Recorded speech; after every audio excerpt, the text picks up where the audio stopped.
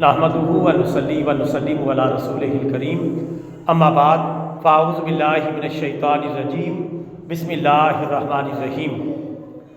واجب الاحترام برادران اسلام، الحمدللہ ثم الحمدللہ، یہ جو مہینہ چل رہا ہے یہ شعبان المعظم کا مہینہ ہے، اور شعبان المعظم کے اندر ایک رات آتی ہے جسے شب برات کہتے ہیں، اور غلطی سے لوگ اس کو شبرات بھی کہہ دیتے ہیں۔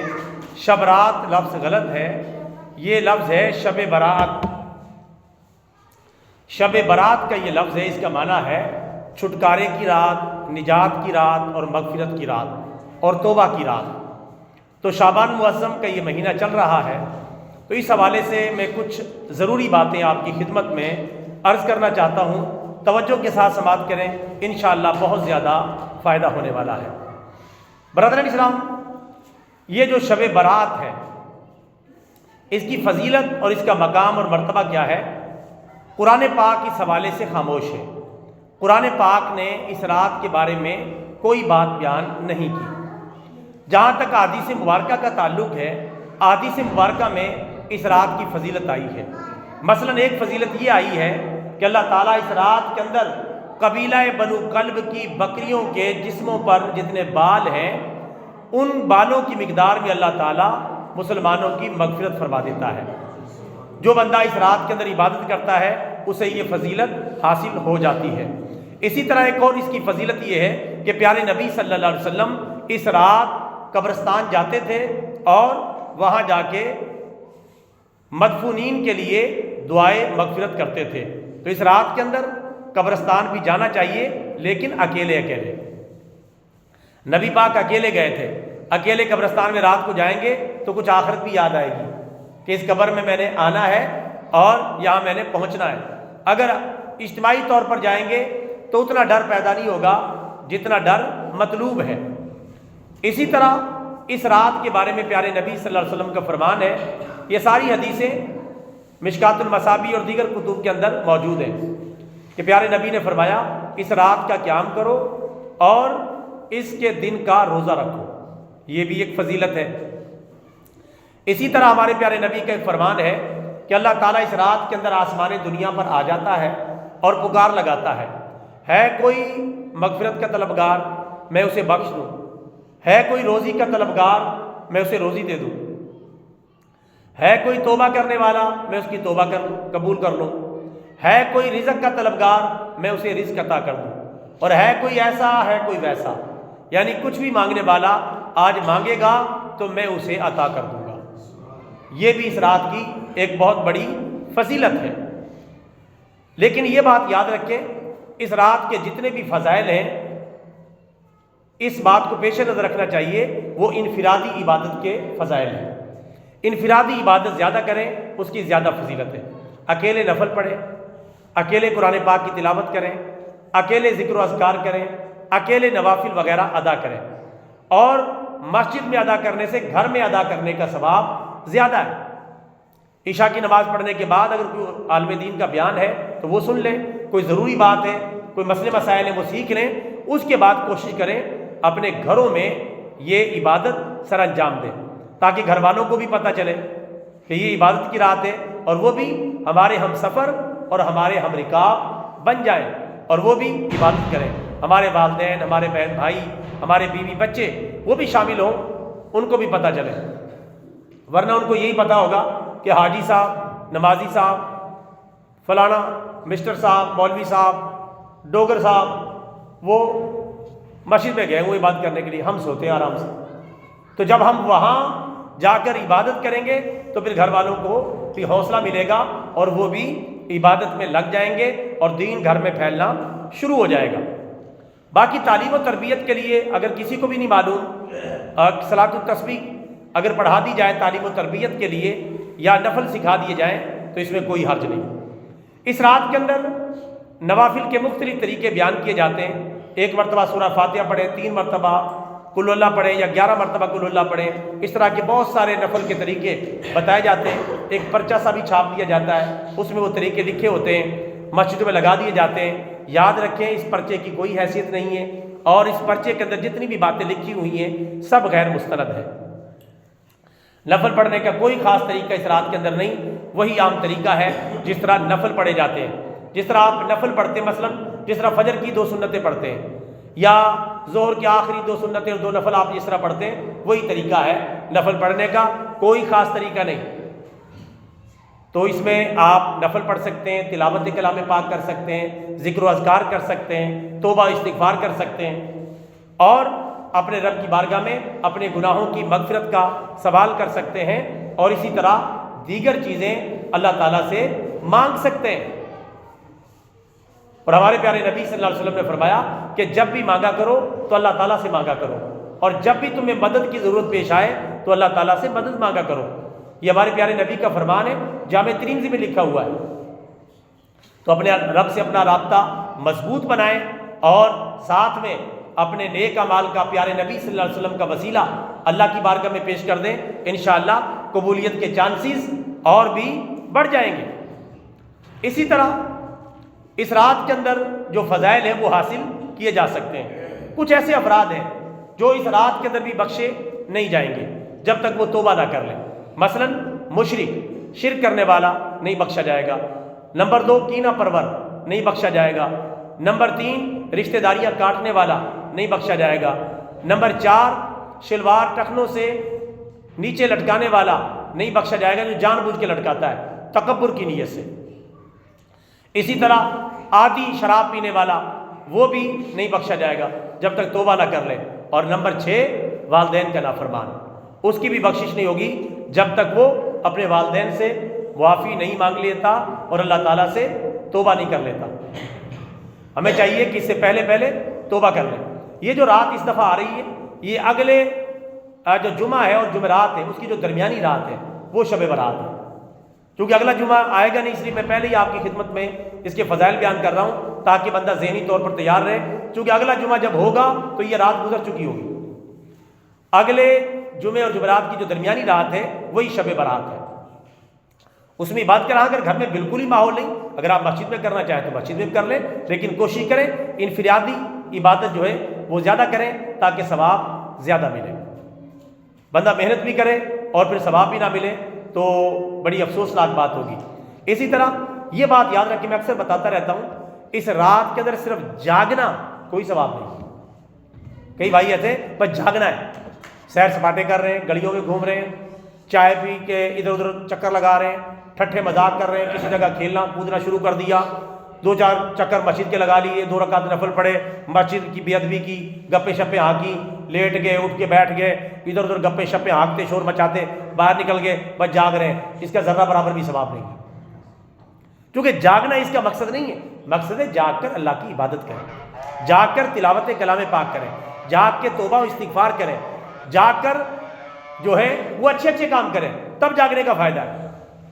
جس طرح ہم ایسے ہی مسجد میں پڑے رہے، اٹھ رہے ہیں، بیٹھ رہے ہیں، جاگ رہے ہیں، لیٹ رہے ہیں اور کوئی بات نہیں کر رہے ہیں، گپوں میں کوئی ادھر 4 ٹولیاں بیٹھی ہوئی ہیں، 2 بندے ادھر بیٹھے ہوئے ہیں، گپے ہانک رہے ہیں، اس کی بجائے بہتر ہے آپ عشاء کی نماز پڑھیں اور چپ کر کے سو جائیں اور فجر کی نماز جماعت کے ساتھ پڑھ لیں، انشاءاللہ اس سے بھی شب برات کا ثواب آپ کو مل جائے گا۔ کیونکہ جو بندہ عشاء کی نماز جماعت کے ساتھ پڑھتا ہے اور فجر کی نماز جماعت کے ساتھ پڑھتا ہے اسے پوری رات کی عبادت کا ثواب ملتا ہے۔ اتنا ثواب کما لے بس کافی ہے، بجائے اس کے کہ مسجد میں ٹولیاں بنا کر گپے ماریں اور دائیں بائیں گھومیں۔ یہ اصل عبادت کی رات ہے گھر کے لیے۔ اب کئی لوگ یہ کہیں گے یار گھر میں تو عبادت کا ماحول ہی نہیں ہوتا، گھر میں تو ہڑبونگ مچی ہوتی ہے اور شور شرابہ ہوتا ہے، ذرا مسجد میں سکون سے آ کے اپنے نفل پڑھ لوں گا۔ تو میرے بھائی مسجد کا ماحول تو اللہ کا شکر ہے ٹھیک ہوتا ہے، لیکن گھر کا ماحول کس نے ٹھیک کرنا ہے؟ آپ گھر والوں سے جان چھڑا کے مسجد میں پہنچ گئے، تھوڑی بہت اپنی عبادت کی، گھر والے اپنے سارے سوئے ہوئے۔ تو اپنے گھر میں بھی عبادت کا ماحول بنانا ہے، ایک کمرہ گھر کا اس اچھے کام کے لیے مخصوص کر لیں۔ اگر اللہ نے زیادہ کمرے دیے ہیں، ایک کمرہ عبادت کے لیے چٹائی بچھا دیں، قرآن پاک رکھ دیں، وہ گھر اس میں سارے نماز پڑھا کریں، اسی میں دعا کیا کریں، اسی میں قرآن پاک کی تلاوت کریں۔ جو چھوٹے بچے ہیں اس میں نہ جایا کریں، ناپاک جوتیاں لے کے اس میں نہ جائیں۔ اس طرح ہو جائے تو کیا ہی بات ہے، اس میں پھر سارے بیٹھ کے بیوی بچے والدین بہن بھائی خود بیٹھ کے وہاں عبادت کریں اور آپس میں دین کی باتوں کا تکرار کریں، سیکھیں اور سکھائیں۔ دین کو پہلے صحیح سیکھیں، عبادت چاہے تھوڑی کر لیں لیکن دین کو پہلے صحیح سیکھیں کہ جو دین ہمارا آیا ہے اس کو صحیح طریقے سے سیکھنا ہے۔ تب اس کا فائدہ ہوگا۔ چند ایک باتیں اور سن لیں، وہ یہ کہ حلوے کا اس رات سے کوئی تعلق نہیں ہے کہ حلوہ پکانا ہی پکانا ہے، پکا لیں کھا لیں جائز ہے، لیکن اس کا حلوے سے کوئی تعلق نہیں۔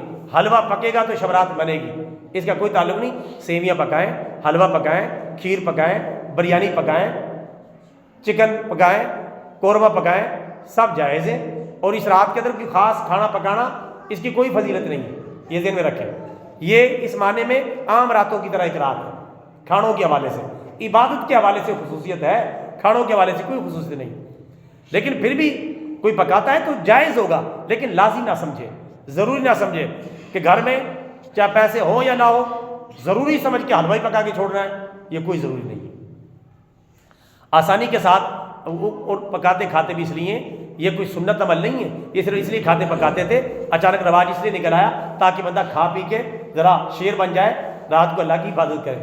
اب کھا پی کے لیٹ ہی ہونا ہے، کھا پی کے سونا ہی ہے، تو اس سے کیا کھانے پینے کا فائدہ؟ یہ صرف کھایا پیا اس لیے جاتا تھا تاکہ کھا پی کے بندے کے اندر توانائی آ جائے اور پھر زیادہ سے زیادہ اللہ تعالیٰ کی بندہ عبادت کر سکے، اس وجہ سے۔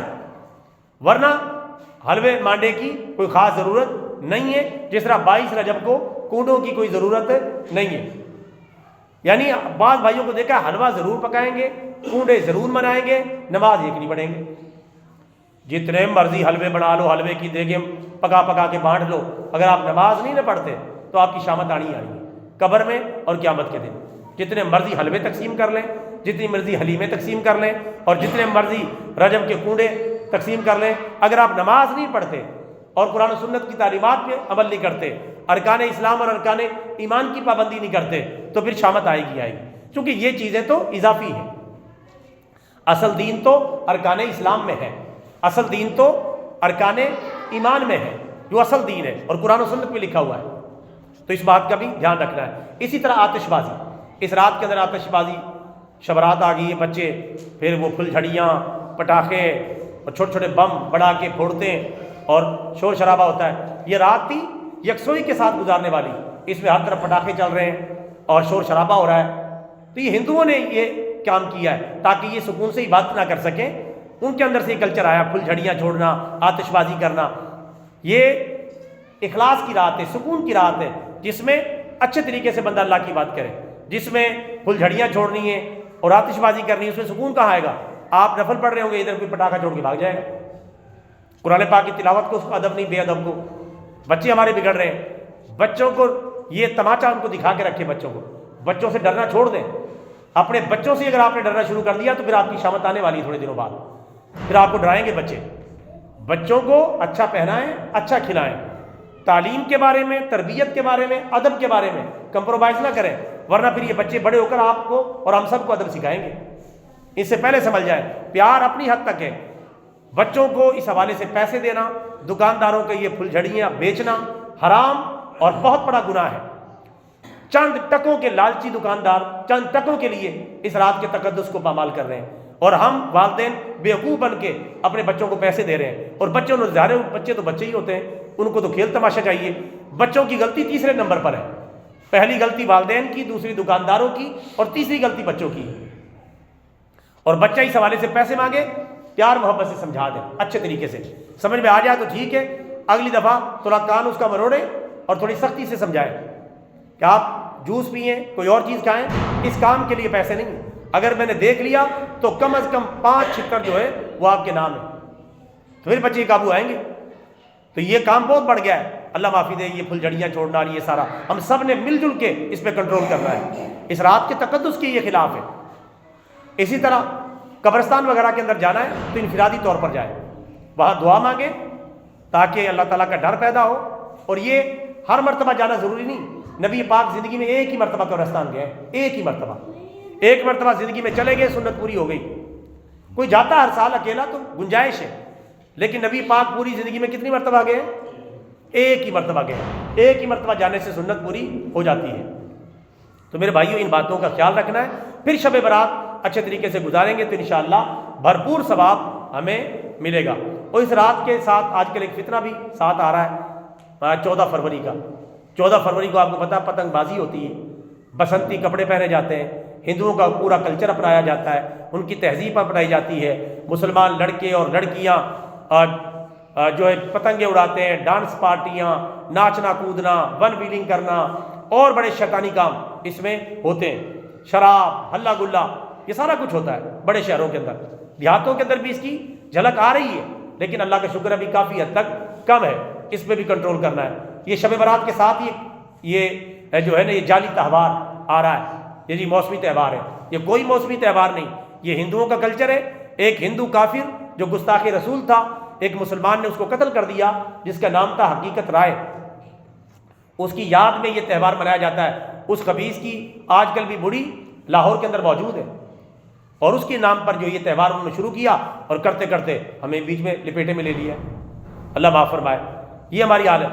پچھلے دنوں میں ایک غالباً انڈیا کا وزیر اعظم تھا، وہ بیان دے رہا تھا کہ ہم نے تو پاکستان کو فتح کر لیا ہے، یہ صرف نام کی مسلمان رہ گئے، ورنہ تہذیب ہماری، کلچر ہمارا، کپڑے ہمارے، عادتیں ہماری، فلمیں ہماری، ڈرامے ہمارے، اور دیکھنے کے لیے یہ پورا پاکستان بے وقوف بنا ہوا ہے. اور دیکھیں حالت بھی ہماری یہی ہے. انڈین فلمیں، انڈین گانے، وہاں کی تہذیب اور تمدن، ہمارے نوجوان کس طرح برباد ہو رہے ہیں. تو تہذیبی سطح پر ہماری تو اپنی تہذیب ہے، ہمارا اپنا دین ہے، ہماری اپنی پہچان ہے، اسلام کی اپنی پہچان ہے، مسلمان کی اپنی پہچان ہے. مسلمان کسی کی پیروی نہیں کرتا، مسلمان دوسروں سے اسلام کی پیروی کرواتا ہے. یہ جو پتنگ بازی کا فتنہ ہے، اس سے بھی اپنے آپ کو بچانا ہے، اپنے بچوں کو بچانا ہے، جو ہے اس چیز سے دور رہنا ہے. اور نقصانات بھی ہو رہے ہیں، گلے پہ ڈور پھر جاتی ہے، بعض اوقات موٹر سائیکلیں گر جاتی ہیں اور بڑا نقصان ہوتا ہے، اور اس میں کئی جانیں چلی جاتی ہیں. اور جب جو جان جس کی ڈور سے گئی وہ بندہ قاتل ہے، چاہے وہ پکڑا جائے چاہے نہ پکڑا جائے، قیامت کے دن قاتلوں کی صف میں اٹھایا جائے گا اور اسے جہنم میں پھینکا جائے گا. اب تو چھپ جاتے ہیں نا، پتہ نہیں چلتا کس کی ڈور سے گلا کٹ گیا، چھپ جاتے ہیں. دھاتی تاریں استعمال ہو رہی ہیں. تو اس شیطانی کام کو حکومت تو بند نہیں کرے گی، کیونکہ حکومت تو خود شیطانی کاموں میں لگی ہوئی ہے. اوپر سے لے کے نیچے تک حکومت تو چاہتی نہیں کہ پاکستان میں اسلام آئے، چونکہ پاکستان میں اسلام آنے کا مطلب ہے ان حکمرانوں کی شامت آ جائے گی، ان سیاستدانوں کی شامت آ جائے گی. اس لیے یہ اسلام کی طرف چلتے ہی نہیں. ان کو پتہ ہے ہم نے ہر پٹھا کام کیا ہوا ہے، ہر غلط کام کیا ہوا ہے، شرابیں، آوارہ گردیاں، پیسہ لوٹنا، ملک کو تباہ کرنا، یہ سب کچھ کیا ہوا ہے. اس لیے ان کو اسلام سے ڈر لگتا ہے. بس یہ نام کی صرف اللہ معاف فرمائے مسلمان ہے، ورنہ دیکھ لیں اسلام کے لیے کچھ کر رہے ہو تو بتا دیں. ہر چیز کے لیے ان کے پاس فنڈ ہے، مساجد اور مدارس کے لیے ان کے پاس کوئی فنڈ نہیں ہے، قرآن و سنت کی تعلیمات کو پھیلانے کے لیے ان کے پاس کوئی فنڈ نہیں ہے. ہر چیز کے لیے، گلیوں کا کوڑا اکٹھا کرنے کے لیے بھی جو ہے پہنچ گئے. اچھا کام ہے، لیکن میں یہ پوچھتا ہوں دین کے لیے آپ کیا کر رہے ہیں؟ جس نام پر یہ ملک بنا ہے، کلمے کے نام پر، اسلام کے نام پر یہ ملک بنا ہے، اس اسلام کے لیے آپ کیا کر رہے ہیں جس اسلام کے ساتھ یہ پاکستان کھڑا ہے؟ اسلام پاکستان کا محتاج نہیں ہے، پاکستان اسلام کا محتاج ہے. پاکستان اسلام کے نام پر بنا ہے، اسلام مطبوع ہے اور پاکستان تابع ہے.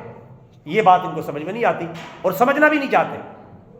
ان کو تو اللہ تعالیٰ ہی سمجھائے گا، قبر کی مٹی سمجھائے گی اور قیامت کے دن ہی سمجھ میں آئے گی. یہ حالت ہے. اور یہ کرتے کیا؟ پتنگ بازی والے دن پولیس سیکورٹی دیتی ہے سارا، کہ آپ نے صرف باہر نہیں نکلنا، ون ویلنگ نہیں کرنی، سڑکوں پہ ہلا گلا نہیں بچانا، اپنے گھروں میں اپنے چھتوں پر خوب ناچو، خوب پتنگیں اڑاؤ، خوب ہلا گلا کرو، شرابیں پیو، جو مرضی کرو، بس گیٹ سے طرف باہرنا ہے. اور پولیس ہر طرف سیکورٹی لے کے گھوم رہی ہے. تھوڑا بہت ڈرا دیتی جو دھاتی تارے والے ہیں، ان کو تھوڑا ڈراتے کہ دھاتی تارے والے، یہ ہلکا پھلکا ڈر پیدا کر دیتی ہے. ورنہ حکومت ایک اعلان کرے کہ جس نے پتنگ بازی کی اس کی شامت آ جائے گی، اسے 2-4 مہینے جیل میں رکھیں، اس کی چترول کریں، اسے پتہ چلے. لیکن یہ ماحول نہیں ہے. تو میرے بھائیوں، شب برات بھی منانی ہے اور ساتھ ساتھ اس فتنے سے بھی اپنے آپ کو بچانا ہے. اللہ تعالیٰ ہم سب کو عمل کی توفیق عطا فرمائے. آمین. وما علینا الا البلاغ المبین.